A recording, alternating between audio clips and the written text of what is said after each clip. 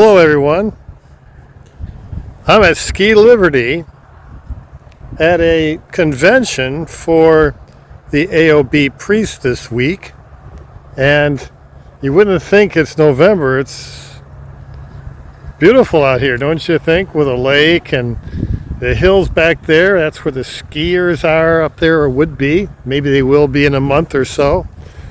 Anyways, it's kind of a place where rich people come.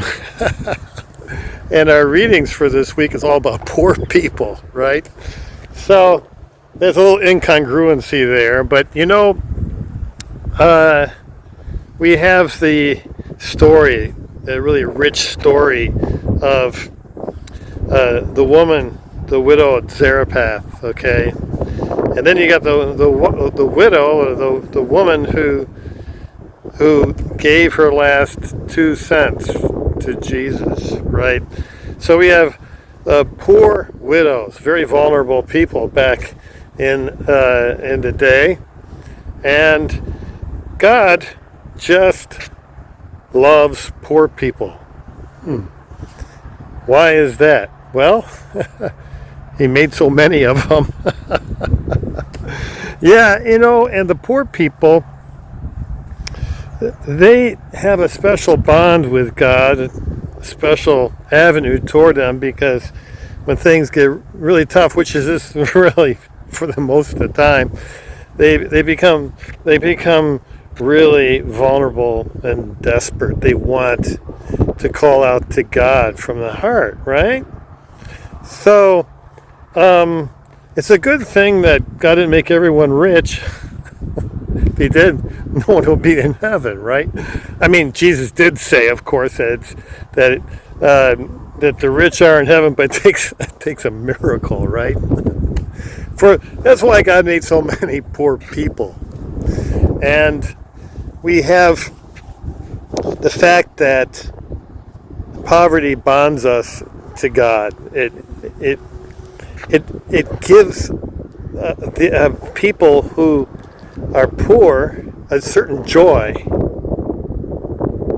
that the rich don't have. The joy of knowing God is real because God's provided for them. That's the joy that God wants for everyone. You see, as we get more wealthy and rich, we're kind of like hermit crabs, right? And we build a shell over us, this shell of protection. And the richer we are, the bigger, the richer, the more elaborate our shell becomes, because after a while we just don't really need to depend on God much. We don't. We're mortal, we got problems, but we kind of shove them under the rug. Hey, listen, things are going okay for me.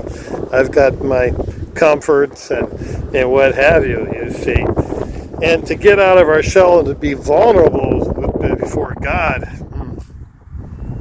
like Jesus said, it takes a miracle.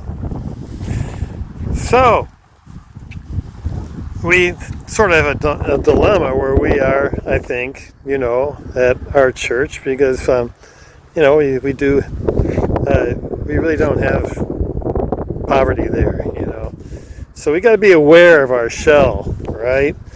And to get out and to be vulnerable before God, to ask Him, to throw ourselves onto Him completely,